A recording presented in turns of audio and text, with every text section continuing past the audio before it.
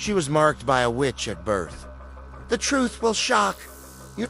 In the village of Nyumbani, where sacred mountains kissed the clouds and ancestral spirits whispered through tall grass, a child was born with an ominous mark, a deep violet crescent moon on her amber skin resting between her shoulder blades. They named her Imani, meaning faith, though from the moment of her birth, that faith was brutally tested. The marking. The night Imani entered the world, the sky wept torrential rain after months of drought. Lightning split ancient baobab trees, and the village elders declared it an omen. As the midwife cleaned the newborn, she gasped. The child bears the witch mark, her trembling fingers tracing the glowing crescent. Imani's mother, Sophia, reached for her daughter protectively. "What witch mark?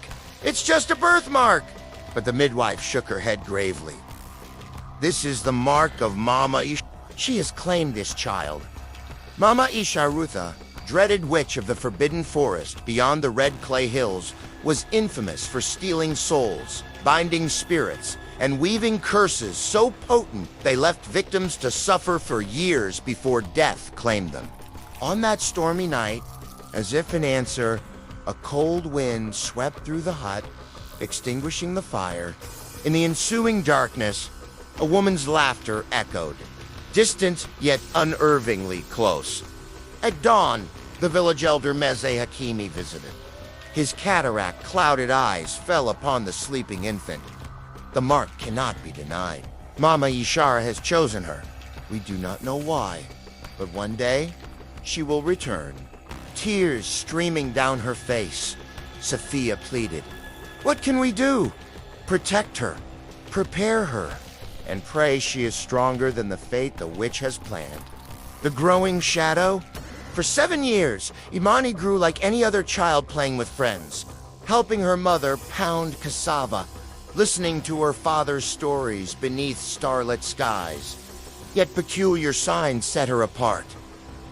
Birds fell silent as she passed under trees. On nights of the crescent moon, her mark glowed faintly through her clothes, and her dreams were filled with visions of a twisted forest and a shadowed woman calling her name. The villagers began to whisper witch child. When adults weren't listening, only one boy, Kofi, defended her. My grandmother says special marks mean special destinies, he assured her with quiet kindness. Then, on her 8th birthday, Imani awoke screaming. Her birthmark burned as if branded with hot iron. Sophia rushed to comfort her, pressing cool leaves to the inflamed skin, while a dry wind swept through the village, carrying the scent of strange herbs and decay. Dogs howled and babies wailed. At the edge of the protective circle of ancestral totems, a figure wrapped in red cloth appeared, though too distant to see clearly. Everyone knew Mama Ishara had come. She did not enter the village, but raised her gnarled staff toward Imani's home before vanishing like mist under the morning sun. That night, Mze Hakimi convened an emergency council. The witch has marked her calendar. When Imani turns 16, Mama Ishara will return to claim what is hers. An elder suggested we should send the child away. Another countered. The witch would only follow and bring her wrath upon whoever shelters her. Jabari, Imani's father, demanded. Then what can we do? Mze Hakimi replied. We must uncover the secret behind this mark. Know which marks without purpose. Discover that purpose, and you may find a way to break the claim. The quest for truth, years passed. Imani grew into a thoughtful young woman with eyes that held wisdom beyond her years. Although the fear of her destiny never left her, she refused to be defined by it. With Kofa now, her closest friend, she researched witch marks, consulting elders and traveling healers, gathering stories and remedies. Yet the answers remained elusive. As her 16th birthday neared, strange occurrences intensified. Her crescent mark burned nightly, and ravens began following her every step. Objects moved mysteriously in her presence, and her dreams grew vivid, the shadowed woman now speaking words. Imani could almost understand. Come, daughter of my enemy. The debt must be paid. 3 months before her birthday, Nana Adila, Imani's grandmother, arrived from a distant village. Though age had bowed her back, her spirit remained unbroken. I came as soon as I heard. I should have been here sooner, she murmured. That night, in hushed tones, Nana Adila revealed a buried family secret. Mama Ishara and I were once friends, she confessed. Before she became what she is, she was the greatest healer in 7 villages. We studied together under the same master, but she loved the same man I eventually married. When he chose me, something in her broke. She delved into forbidden magic, and each spell changed her until the villagers feared her. They drove her into the forest and burned her home. In her anguish, she swore vengeance and cursed our bloodline, vowing that a child born under a crescent moon would be her payment. Sophia's voice trembled. What payment? Nana Adila replied. I do not. No, but I know where to find the answers. She produced an old, charred wooden key, its surface blackened as if by fire. This key opens Ishara's abandoned healing hut in the forest of her exile. If any answers exist, they are there. Imani understood. She must journey into darkness. Into darkness. At dawn, Imani, Kofi, and Nana Adila set out. Mz Hakimi blessed them with protective herbs and ancient prayers. Return before the new moon. That is when she is strongest, he warned. The forbidden forest proved more dreadful than legend. Massive trees blocked the sun, their twisting branches resembling grasping fingers. Vines moved as if alive, and unseen eyes watched from the shadows. On the 3rd day, a black raven cried overhead. She knows we are coming, Imani whispered. That night, while camping, Nana Adila clutched her chest in pain. She is trying to stop us, she gasped. Despite their mounting fears, they pressed on through the Valley of Whispers, where ghostly voices hissed. Turn back. The debt must be paid. Blood for blood, heart for heart. She comes for what was promised. Kofi squeezed Imani's hand. Do not listen. They want to scare us away. Beyond the valley, they found the hutta, small structure of twisted branches and dark wood, partially reclaimed by the forest. Nana Adila, leaning on a worn walking stick, pointed to a door sealed with ancient symbols. The key, she reminded Imani. With trembling hands, Imani inserted the blackened wooden key into a hidden lock. It turned with a sound like distant weeping, and the door swung open. The revelation? Inside, the hut was far larger than it appeared. A circular room filled with dried herbs, clay pots, and a stone table stained dark with time surrounded them. Intricate symbols adorned the walls, their pigments miraculously vivid. In one corner, a chest marked with a crescent moon identical to Imani's birthmark pulsed, with a faint glow. Drawn to it, she approached while Kofi cautioned, Be careful! The chest opened at her touch, revealing a bundle wrapped in red cloth, the same hue that Mama Ishara was said to wear. With trembling fingers, Imani unwrapped the bundle to find a leather-bound journal and a small clay figure of a pregnant woman. This is her grimoire, Nana Adila breathed, and a birth totem. The journal's pages were filled with elegant script and disturbing illustrations. Most entries detailed healing recipes and benevolent magic, but toward the end, the writing grew jagged and desperate, stained with tears or perhaps blood. One entry, marked with the family's ancestral symbol, read, Adila has taken everything. My love, my future. For this betrayal, I claim her bloodline's debt. When the stars align and the crescent moon rises on the darkest night, a girl child will be born bearing my mark. Her heart will restore what was stolen from me. With this spell, I bind this fate, Imani whispered. She wants my heart. Nana Adila reached for the journal, her hands shaking. The next passage, in different ink, explained. The curse is cast, but regret follows. Vengeance poisons from within. If these words are found by the marked child, know this. The payment need not be your death. The debt is not of blood, but of choice. Return to me what was stolen not. A heart of flesh, but a heart restored. Bring the one who loves you freely, whose heart beats for you alone. Let me witness true love once more, and the debt will be satisfied. But come alone without this offering, and your heart shall beat in my chest while your body returns an empty vessel. Imani's voice trembled as she realized she doesn't want to kill me. She wants to possess me unless I bring proof that love still exists. Kofi's eyes widened. A heart freely given. Before they could process this, a cold wind snuffed out the lamp. The door slammed, and laughter like the eerie laughter at Imani's birth. So you've found my terms, said a voice, like rustling dry leaves. From the shadows stepped a woman whose beauty, though marred by time and bitterness, was undeniable. Ishara, Nana Adila whispered. You dare speak my name, Oathbreaker. Mama Ishara's voice thundered. You! Who stole my future? I stole nothing, replied Nana Adila. He chose, after poisoning his mind against me.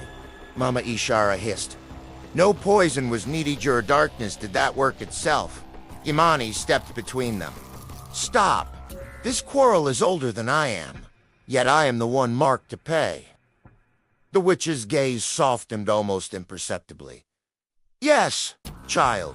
The payment comes due on your birthday. Did you find what you sought? Do you understand the choice before you? I must bring you a heart freely given in love. Forfeit my own, Imani declared. Mama Ishara smiled, devoid of warmth. Precisely. True. Lovey rarest of magics or eternal servitude. Choose wisely. With that, she vanished into shadow, leaving only the lingering scent of strange herbs.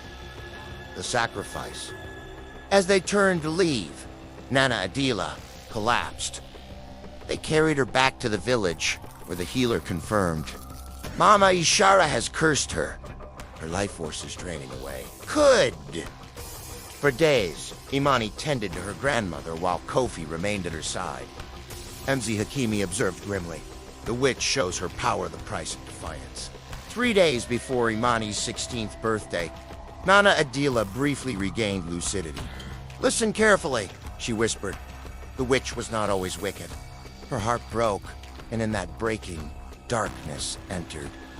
But within every curse lies its undoing. The offering must be real, no deception. She will know. That night, as the waxing crescent bathed the village in silver light, Imani made her decision. I know what I must do, she confided to Kofi. There is no time. My birthday is in 2 days, and grandmother grows weaker. The witch demands proof of love a heart that beats for me alone. Kofi's voice faltered before he spoke with sudden determination. There is another choice. Take me with you. I will be your offering. Imani stared, horrified. No, Kofi, I cannot risk your life. It is not a risk if it is freely given. My heart has been yours since we were children. B. Before she could protest further, he leaned in and kissed Hera, tender promise of hope amidst fear. Let's show her true love. The confrontation. On the morning of Imani's birthday, the village gathered to see her off. Sophia clutched her daughter. Come back to me, she whispered. I will, Imani promised, her voice wavering with resolve. The forest, as if acknowledging their purpose, parted before them. No ominous whispers or tracking ravens accompanied their journey. They reached the hut as the sun began its descent. The door stood open, beckoning. Inside, by a fire that burned without fuel, Mama Ishara sat. Her ageless face cast strange, dancing shadows, Beside her lay Nana Adila, inexplicably transported from the village, barely conscious. "Grandmother," Imani cried, rushing to her side. "She insisted on witnessing the payment," Mama Ishara explained coolly. I granted her request. "Let her go," Imani demanded fiercely. "She is not part of this bargain." "Oh, but she is. She is the very reason for it," the witch replied, eyes gleaming in the firelight. "But enough. The moon rises soon? Have you brought what I require? A heart freely given in love?" Kofi stepped forward. "I am her offering." Mama Ishara regarded him with a curious tilt of her head. "And you come willingly, knowing what I might take?" "I do," he answered simply. "Why? Because I love her. And I believe love is stronger than any curse." The witch laughed a sound like breaking glass. Bold words from one so young. "Let us test them." With fluid grace, she produced a curved knife, its blade glinting blue in the eerie light. Imani moved protectively in front of Kofi. "You said the payment need not be death." "Indeed," Mama Ishara agreed. "But sacrifice is still required." She handed the knife to Imani. "Cut his palm, 3 drops of blood freely given." Without hesitation, Kofi extended his hand. With trembling fingers, Imani made a small cut. 3 drops of blood fell into a clay bowl. "Now yours," the witch instructed. Imani then cut her own palm, letting her blood mingle with his. Mama Ishara sprinkled herbs from pouches at her waist, stirring the mixture with her finger. The blood transformed from red to violet, the exact shade of Imani's mark. Now, the true test. "Boy, would you give your heart for her?" "Yes," Kofi answered without hesitation. "Not figuratively, literally." "Would you die in her place?" Imani cried out, "No." That wasn't the bargain. But Kofi met the witch's gaze steadily. "Yes, I would." Mama Ishara smiled, the first genuine smile anyone had seen from her. "And you, marked child, would you sacrifice your freedom to save him?" "Without question," Imani replied. The witch dipped her thumb into the violet mixture and pressed it to Imani's forehead. "The debt is settled. Love freely given, love freely received." The circle closes. A sensation like cool water washed over Imani. When she reached behind her, she discovered the crescent moon mark was gone. Nana Adila stirred, color returning to her cheeks. "Is it ... over?" Imani asked, scarcely daring to hope. "The curse is lifted," the witch confirmed from the shadows. But the story is not quite finished. From a hidden alcove, she retrieved a small wooden box, intricately carved with symbols matching those in her. "Inside is my heart knot, the physical organ, but the essence of who I was before bitterness consumed me. I removed it long ago, unable to bear the pain of loss." She handed the box to Imani. "Take it back to your village. Bury it beneath the elder tree, where Adila and I once studied healing. Let it return to the earth." "Why would you part with it now?" Imani asked softly. "Because you have shown me what I once knew but had forgotten that true love exists. Even amid suffering, and hearts can be given without being torn away. Some debts, however, can never truly be collected." The return. The journey back to Nyumbani felt swift, as if the forest itself wished them well. Nana Adila walked unaided, her strength miraculously restored. Emerging from the tree line, villagers cried out in joy and disbelief. Sophia and Jabari embraced Imani, tears mingling with relief. That night, under a full moon, Imani and Kofi led the village in a solemn ceremony. They buried the wooden box beneath the elder tree and planted healing herbs above it. A frightened child asked, "Will she come back?" Imani smiled, holding Kofi's hand. "No. Her quarrel is ended. Her heart has come home." In the years that followed, the elder tree became a symbol of healing and hope. Herbs grown, They possessed remarkable properties, and even in winter, birds sang sweetly in its branches.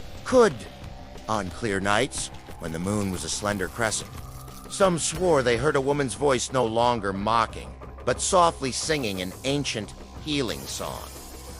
Imani often visited the tree, sometimes alone, sometimes with Kofi, who eventually became her husband, though she never again bore the witch mark.